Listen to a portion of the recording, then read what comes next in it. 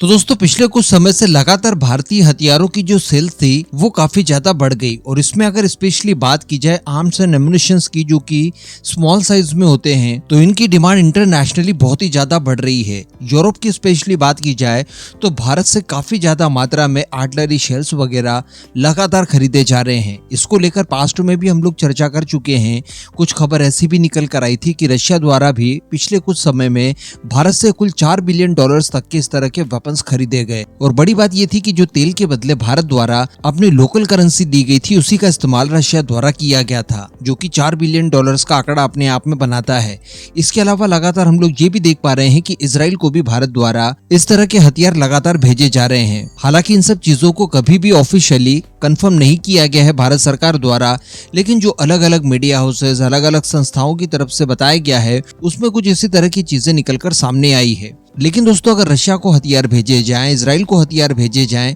तो यहाँ पर कुछ हद तक कंसिडर किया जा सकता है। लेकिन यूक्रेन, जिसको लेकर हम लोगों ने 2 दिन पहले डिस्कशन किया था कि इस तक अगर भारत के हथियार पहुंचते हैं तो ये भारत के लिए सही नहीं होगा और ये कहीं ना कहीं मनमुटाव क्रिएट करवा देगा भारत और रशिया के बीच में। अब बताया ये जा रहा है कि कुछ उसी तरह की चीजें भारत और रशिया के बीच में एक्चुअली हो चुकी है। तो चलिए आगे इसको लेकर डिस्कशन करते हैं। आप अपने खुद के इस चैनल को सब्सक्राइब जरूर कर दीजिएगा। तो देखिए कुछ ही समय पहले इस तरह की खबरें निकल कर आई थी कि यूक्रेन द्वारा बड़ी मात्रा में जो आर्टिलरी शेल्स वगैरह इस्तेमाल किए जा रहे हैं ये एक्चुअली भारत में बने हुए हथियार हैं। और सबसे बड़ी बात कि यूक्रेनियन फोर्सेस इनका इस्तेमाल न केवल रशिया के खिलाफ बड़े स्केल पर कर रही है बल्कि यूक्रेनियन फोर्सेस के लिए ये पोस्टर बॉय भी बन चुके हैं और इन्हें काफी ज्यादा शो किया जा रहा है। इससे संबंधित वीडियोस और फोटोज वगैरह लगातार वायरल होते जा रहे हैं। आप सभी को याद होगा कि रशिया यूक्रेन वॉर जब शुरू हुआ था उसके 6-7 महीनों बाद ही कुछ इस तरह के फोटोज और वीडियोस वायरल हुए थे और कुछ ऐसी खबरें निकल कर आई थी जिसमें बताया गया था कि भारत मेड हथियार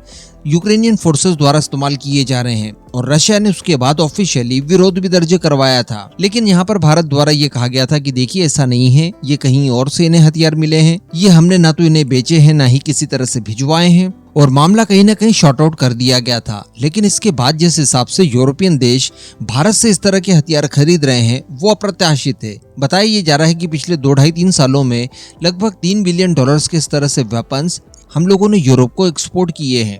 और ये सारे वेपन्स यूरोप खरीद कर यूक्रेन को भेज देता है और यूक्रेनियन फोर्सेस इनका इस्तेमाल रशियन फोर्सेस के खिलाफ करती है। और मैंने आपसे कहा था कि ये आने वाले समय में भारत और रशिया के बीच में एक मनमुटाव का बड़ा कारण बन सकता है। तो अब बताया जा रहा है कि एक्चुअली जो हमारा डर था वो वास्तविकता में बदल चुका है और रशिया द्वारा ऑफिशियली इसको लेकर विरोध दर्ज किया गया है भारत के सामने। आगे रिपोर्ट में ये भी बताया गया है कि जुलाई मंथ में एक बायलैटरल टॉक हुई थी भारत और रशिया के विदेश मंत्रियों के बीच में। तो यहाँ पर रशियन विदेश मंत्री सर्गेई लावरोव द्वारा डॉक्टर जयशंकर के सामने इस मुद्दे को काफी मजबूती से और प्रबलता से उठाया गया और यूक्रेन तक भारत के इन गोला बारूद को भिजवाने के पीछे चेक रिपब्लिक और इटली का नाम प्रमुखता से सामने आ रहा है। हालांकि भारत के विदेश मंत्रालय के प्रवक्ता द्वारा इस बात को ऑफिशियली प्रेस कॉन्फ्रेंस के दौरान क्लियर करते हुए ये कहा गया है कि देखिए भारत के जो हथियार यूक्रेनियन फोर्सेस के इस्तेमाल करने की बातें निकलकर सामने आई है और जो बताया जा रहा है इसमें बहुत ज्यादा वास्तविकता नहीं है, क्योंकि यूक्रेनियन फोर्सेस द्वारा अभी तक जो टोटल हथियार इस्तेमाल किए गए हैं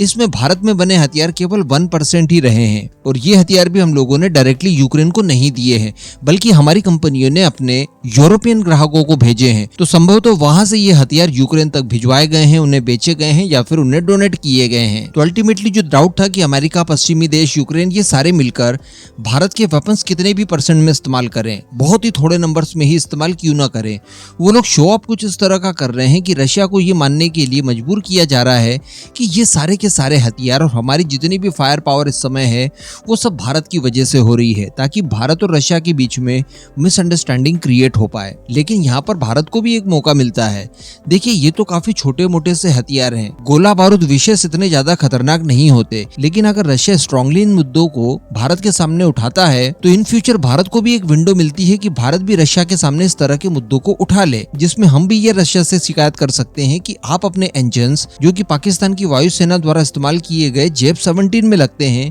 उन्हें क्यों नहीं रोक रहे हैं? या फिर आप सेम तरह के जो हथियार हमें एक्सपोर्ट करते हैं वही के वही चाइना को क्यों किए जाते हैं? क्यों आपने S-400 चाइना को भी दिए, हमें भी दे दिए, हमारे दूसरे दुश्मन टर्की को भी दे दिए? इसके अलावा Su-30 का एग्जाम्पल ले लीजिए, ये भी चाइना को दिए हैं, भारत को भी दिए हैं। तो अल्टीमेटली भारत को भी इस तरह के प्रोटेस्ट इन फ्यूचर जरूर करने चाहिए। अगर रशिया कर रहा है और उसकी जगह वो सही भी है तो भारत भी इस तरह के प्रोटेस्ट कर सकता है, क्योंकि भारत की भी प्रॉब्लम्स इसके बाद जनमन बन जाती है। बाकी इन मुद्दों के ऊपर दोस्तों आपका क्या मानना है नीचे कमेंट करके जरूर बताइएगा।